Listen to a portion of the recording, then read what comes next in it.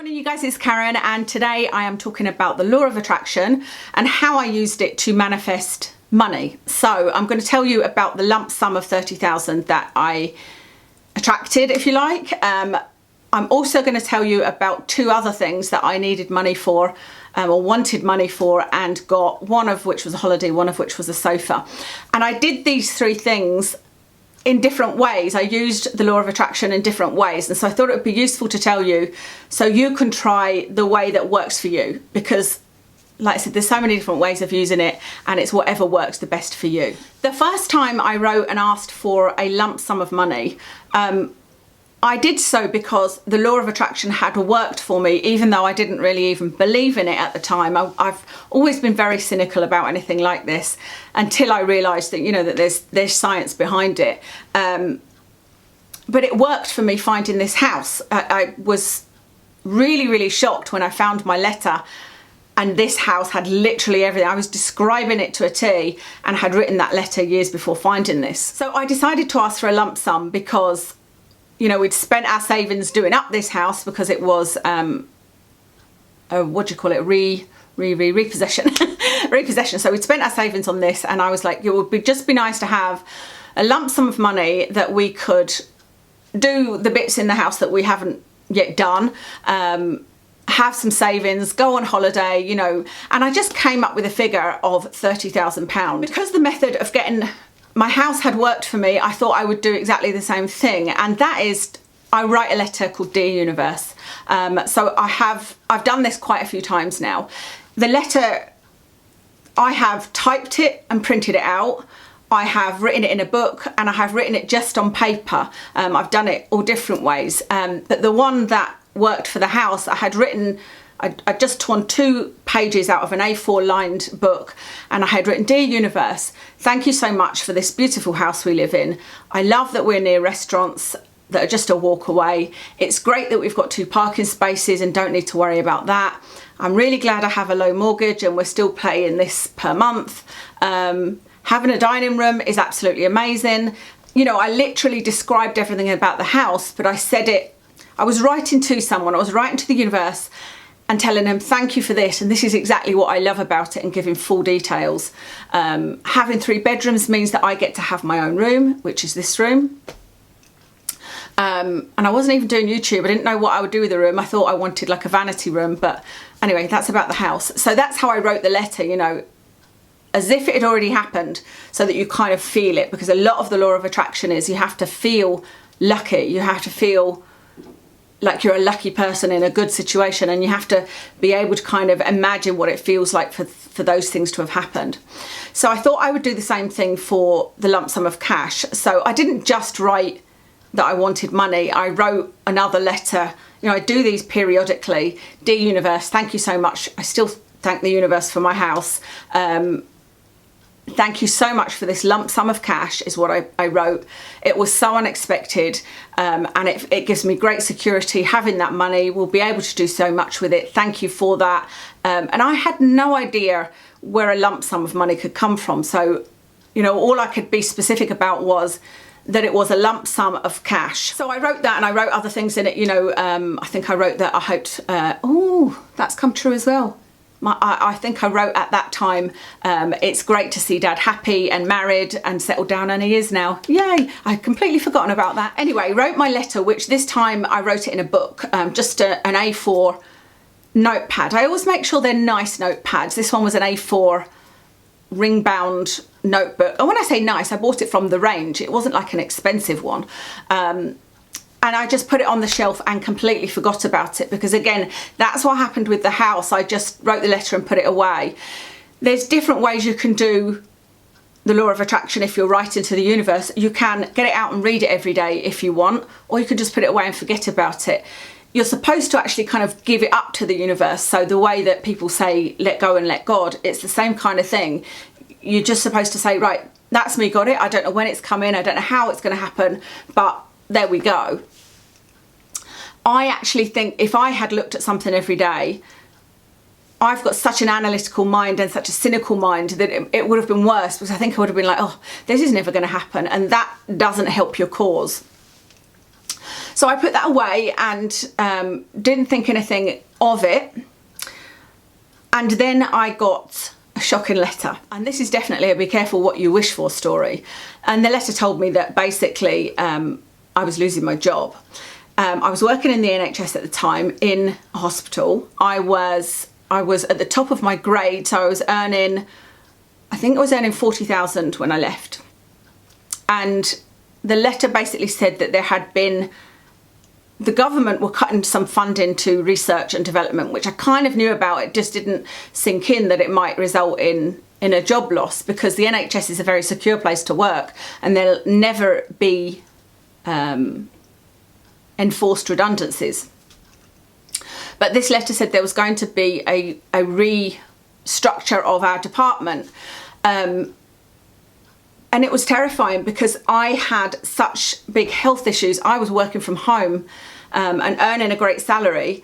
I went into the hospital a couple of times a week, but was working from home. I had Watson, my dog, to look after, and I didn't know what, other than voluntary redundancy was one of the possibilities, and the only other option was to this one other job that would have been the same money, but I would have to have been in the office every day, and that just wouldn't have worked for my health, for Watson.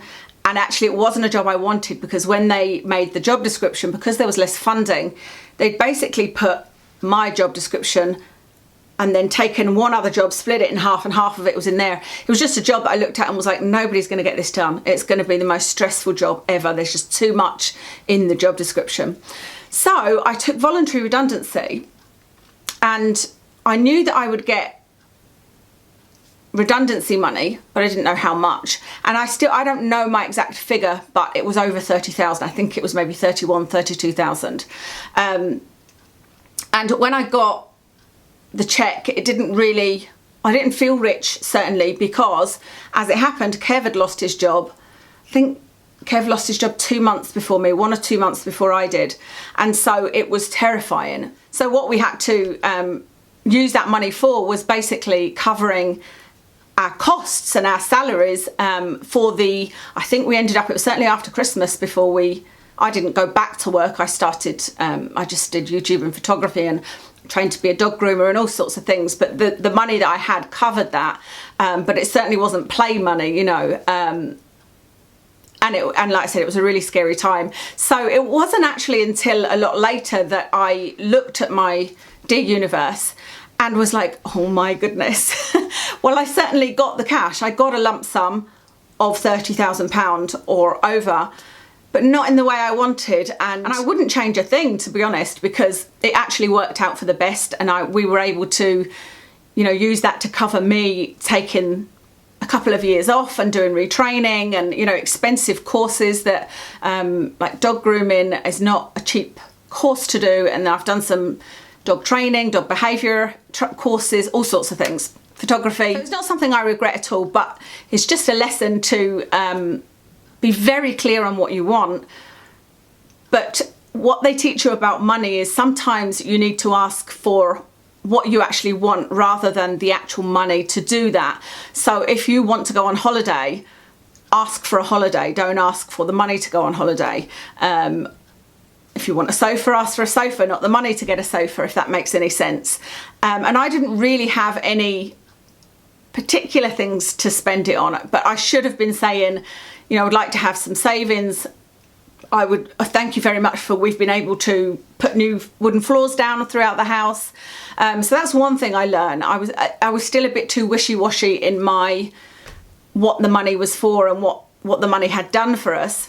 And the other thing is I probably should have put something in there about my job, that I'm still able to work from home. I love working from home. This is a great job. I really enjoy it. But I'm saying I should have done all of that, but it's like I said, it's all worked out in the end, but it's just something to, like I said, be careful what you wish for.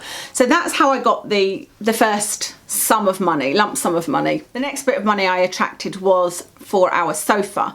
So time had passed since I had been made redundant and Kev had got a new job, but we were still surviving on just his salary. And I really wanted a new sofa, not just because I fancied a new sofa, but the one that we had it wasn't working for allergies wise. Our dog's got a lot of allergies, Kev's got allergies, and it just would have been better to have a leather sofa. There was all sorts of reasons. Because when parents came round, they were struggling to get up because it was quite a low sofa. Watson would have this crazy time after his bath and he'd knock all the cushions off it. We really wanted a leather sofa. So this time I decided to go about it differently. I wasn't going to write it down or ask the universe specifically for it. I was going to do the kind of acting as if method.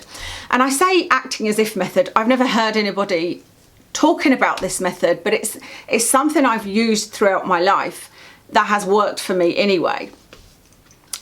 So if you want a new pair of shoes, say you wanted a pair of Louboutin shoes and you know that you can't afford it, and go and look at the shoes, go and try them on, and imagine what it would be like to wear them, plan out an outfit that you're going to wear with them. That's kind of acting as if. And so I said to Kev, let's go and look at sofas. And he was like, why? We can't afford one. I think he thought I was going to suggest getting it on the Never Never, you know. But I said, well, you know, I'm following this law of attraction. I'd really just kind of like to go and see what's out there and how much it costs. And so that, you know, if we do ever get any money, we know what we want and how much it would be. And we've got something to attain to, you know. So off we went sofa shopping and we found the most perfect sofa. And it was, I think it was 2,500, something like that. I say this figure a lot and it's not exactly 2,500. It was there or thereabouts. And so, you know, we left the shop. We looked in 3 different shops and found this one sofa. And I thought, well, that's actually a really good price for a leather sofa. And he was like, right, well, what now? Because we don't have 2,500 to buy a sofa. And I was like, I don't know. I'm just giving it up to the universe. I feel like that sofa is ours. And I feel like it's meant to be. And I don't know how, because we just don't have the money. I said, I don't want to, you know, put it on credit or whatever. So we went home and it was literally the following day, a check came through the post to me that I was not expecting, and I still don't understand why I got it, but it was a tax rebate. And the tax rebate was for, again, I don't remember the exact figure, it was either £1,900 or £2,000. And I was just like, oh, wait till Kev sees this, you know. So I told him and he was just like, he doesn't ever think, he's not ever like, oh yeah, that was the law of attraction. He's just like, that's a coincidence. No matter what, there's one thing that, in fact 2, no, his golf and his job, 2 things happened that he did say, all right, fair enough, you know. So he's quite cynical, but I told him about this check and he was like, that still leaves us kind of 500 short. So we put our sofa up for sale because we were like, if we get this other sofa, it was one of those that could be delivered, was it before Christmas, I think? And we'd need to get rid of our other couch. And so I put that up for sale and had somebody come round and they wanted to buy it, but they couldn't pick it up for 2 weeks. And they were going to pay £300 for it, which doesn't sound much because it was, I think we paid £2,000 for that one. And it was only a couple of years old, but that's a good price for selling secondhand furniture, you know, especially because we've got a dog and it's fabric. I mean, he doesn't shed or anything. So what we did is we went back to the sofa shop and we actually negotiated a discount, and I think we ended up paying about £90 extra. Like, that's what it cost us to get this sofa. We had the check, we had the money from the sofa we sold, and then over and above that we paid £90. And so that was a completely different method. That was acting as if. So that to me can work with anything. That if you want a holiday, acting as if is looking at the holidays, looking at the exact accommodation, planning exactly where you will go on your holiday, what you will do each day, what you will wear, what outfits you've got, have you got enough bikinis if it's a beach holiday, you know, even putting it in your calendar, putting pictures of the resort that you want to go to on your wall, just feeling like it's going to happen. And then the third and final sum of money that we got was for a holiday, and we had, I think it was getting to the end of, you know, we'd used up the redundancy money covering Kev's wages for a few months while he was looking for work, covering my wages, covering all the retraining for me, etc, etc. And we wanted to go on holiday, but we were like, we just can't afford it. We just don't have extra money to go on holiday. So this time I used a mood board, and I will do a whole video on my mood board and show you my mood board. It's actually not on the wall at the moment. I used to have it on the wall. But a mood board is basically just where you put pictures and you can put words on it. I've put words on it, like I've put the weight I want to be, and I had put a picture of the kind of beautiful lodge that I wanted to stay in. I wanted to stay in a lodge. It was just an English holiday I wanted, you know, or a UK holiday with Watson, a dog-friendly holiday for 3 or 4 nights. It wasn't anything big. It was something that would cost about £400 or £500. And so that's what I did. I put it on this mood board. I did also write another letter in my book to the universe, but it wasn't so much a, dear universe, thank you for that amazing holiday we had. We did this, we did that. I just wrote, thank you for, I wrote down what I was grateful for. Because I always start a letter with that, I'm so grateful for. And then I wrote, what I would love now is a holiday in October. I said the month, for 3 nights, 4 nights, whatever it was, in the UK. I put my book back on the shelf, and I would see my mood board a lot because it's just on a sort of white backing, and it was on my door in this room, so I would see it as I came in and out. I wouldn't directly look at it all the time, but it would obviously be in my peripheral vision and therefore in my subconscious. And this one's a bit unusual because this is money. It wasn't unexpected money in a way, it was just money that we hadn't even thought about. So it got to the point where it was like, okay, if we're gonna, I had looked at the exact holiday I wanted to go on. It was a Host Seasons lodge. I had got it sitting on my computer. I didn't come off the page. I knew the name of the lodge, the type of the lodge. I just didn't know how we were going to pay for it. And then I was obviously doing my finances, and I suddenly realised that in March, this must have been February or January or February. There's 2 months in Scotland. I don't know whether it's the same in the UK, but there's 2 months that you don't pay your council tax.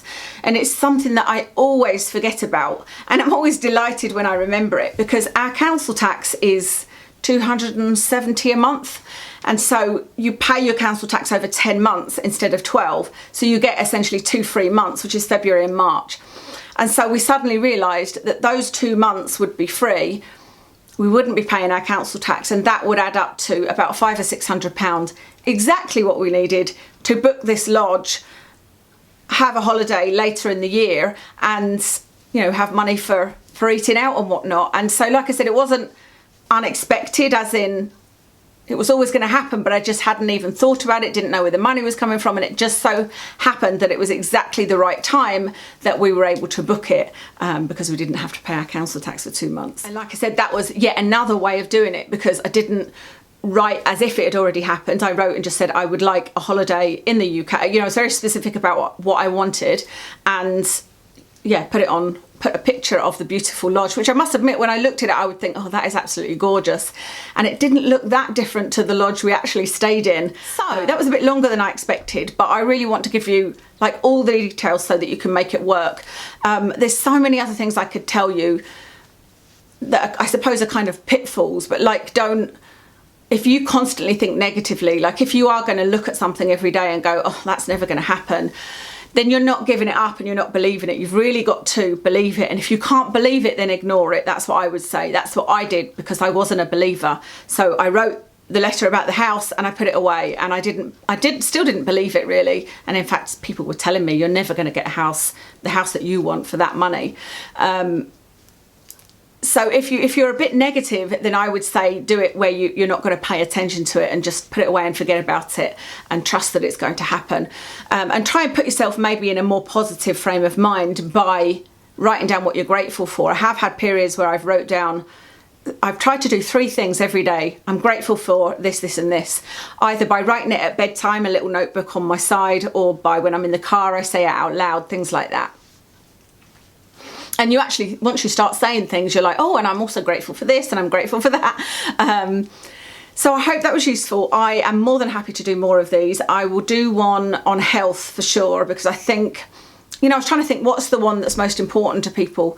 The one that's actually most important is probably health, isn't it? And then maybe family and family relationships, or love interests. But I think money is the one that probably everybody can relate to, if that makes sense. So, and everybody, who doesn't want more money? I think everybody does. Although it can't buy you happiness, it can certainly give you security, and it can help in so many ways, So yeah, I hope you enjoyed that. Thank you so much for your positive comments on the last one. I really appreciate that, because like I said, these videos weren't well received actually on my beauty channel, and now I'm thinking it may just be because it was a beauty channel.